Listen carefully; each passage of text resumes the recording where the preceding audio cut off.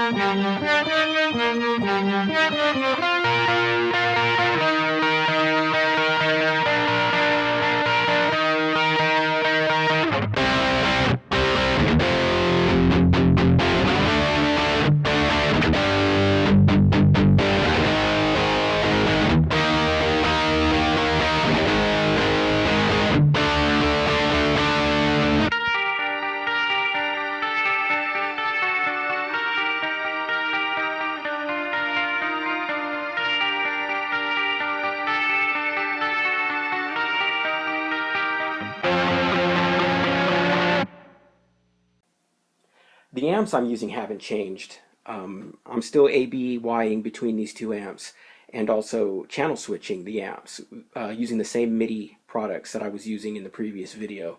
So we really won't get into that very deeply at all.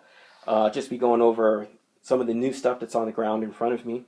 And also, I still have all those stomp boxes. They just don't live on the ground anymore. They go behind the amps.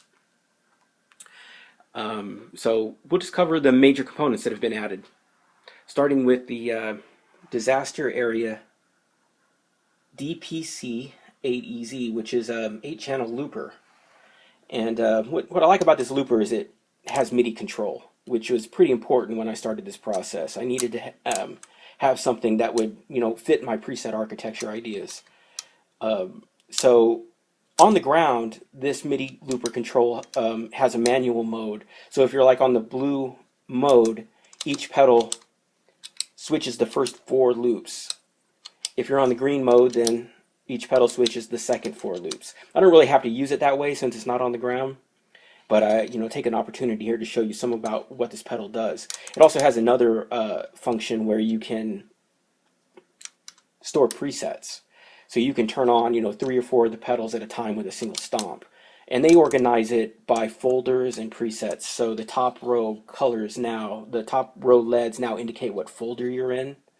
And this bottom blue light indicates what preset you're in that folder. And then there's like 3 different levels of, hierarchy to go through. So, you're on the red level here, you're in that folder, and then you have these presets. So that's pretty cool. As I said, I don't really use it that way though. The pedals that I'm using in the looper, the first one is a booster. I have a compressor, another booster which adds a little bit of dirt, and then I go over to T-Rex Molar. Now all those pedals actually exist before any of the amps. So if they're on, they're affecting the amp no matter which amp I'm using.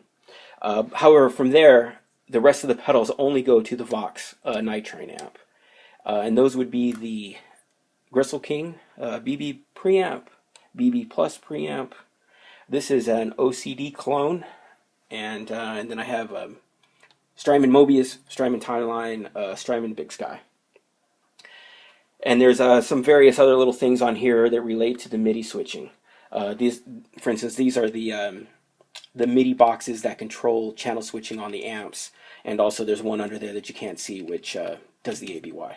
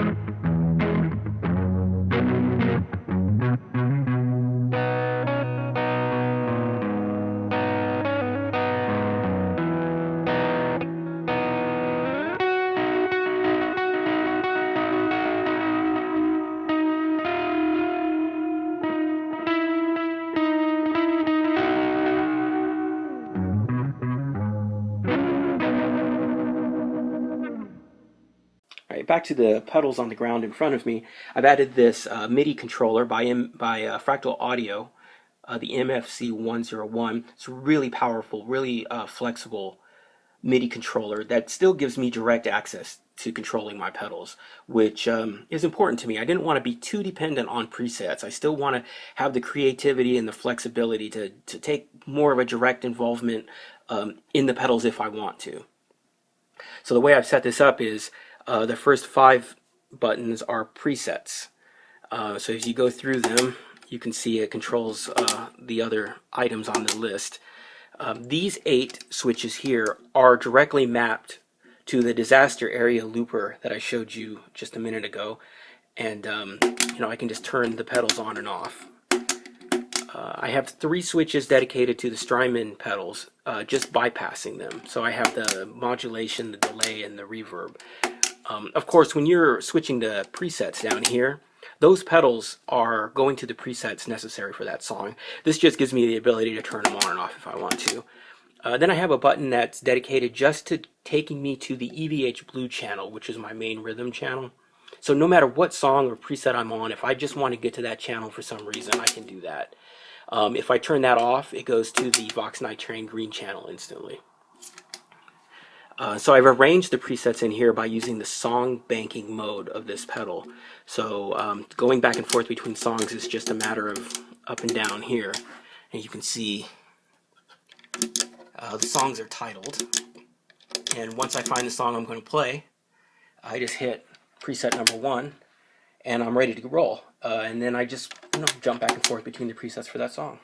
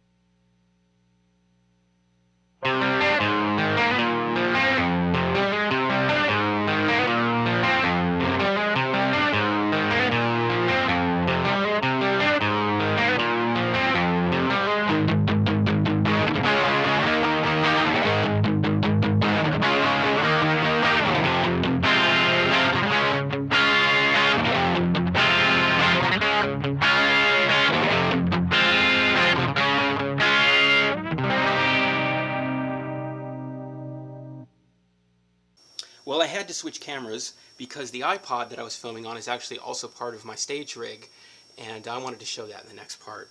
So on the right I have a few pedals that I have control over.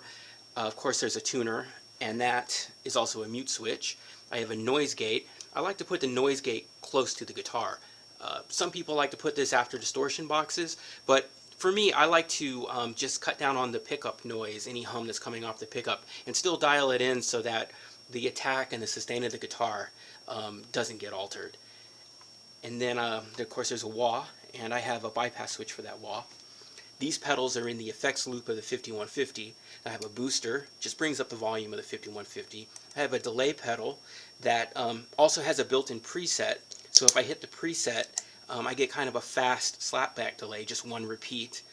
Without that, though, I can tap in a tempo, and I have it set so it gives me 3 or 4 repeats. I have a reverb, and I also have a tremolo and a tap tempo for the tremolo. This pedal here is the same brand MIDI pedal by Peak that I was using in my previous rig and that I discussed in length in my prior video. This is a new version of the pedal, and this one really takes it to the next level. The other one was pretty cool, you could do a lot with it. But this one, if you hit one preset, you can send 16 MIDI commands on 16 different channels. And it can be a mix of program change commands, control change commands, notes. There are special features in there to do momentary switches, tap tempos. There are toggling features, so you can hit the same switch, several times and have it toggle through a couple different features. Really, really powerful pedal. And it's just a great unit. I use it for anything basically I can't fit on here or I can't do anywhere else in the rig. It's kind of like a catch-all pedal. So during performance I leave it on bank 1 most of the time, and in bank 1 I can do tap tempos on the Mobius pedal and the Timeline pedal. And then the other switches control my software in the iPod. Now the iPod uses a piece of software called Setlist Maker. Sorry about the blurry picture here. Essentially, before the show we get our set list all put up into our iPods, and during the show all I have to do is go to bank number 2, hit the next song, and as you'll see, it switches to the next song. It's not just used for visual indication though. It's actually sending a MIDI command out of the software and into the MFC. So it's setting it up as well.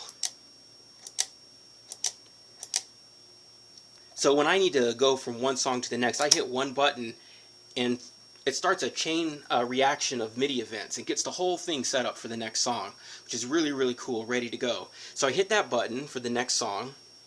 I go back to bank 1, and then I have a tempo button. hitting the tempo button flashes the iPod and shows me the tempo. Really useful if I'm going to be the one starting the song and I need a quick indication of what the tempo of the song should be. And once the song starts, I just turn it off. And the other feature on here is switching presets. So even though I went through this whole thing about how I have all the presets programmed in here and the songs and all that, that's all well and good, but I barely have to do that during the show. Instead, I just have to hit this one switch over and over again, and it'll take me through all of the presets in order for the song. So right now I have Rebel Yell dialed up. And if you watch over here, I just have to go through them and it's all good.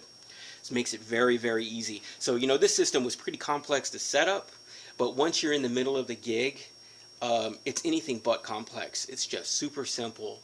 I don't have to get distracted in thinking about my pedals. I can just basically play the songs and enjoy myself.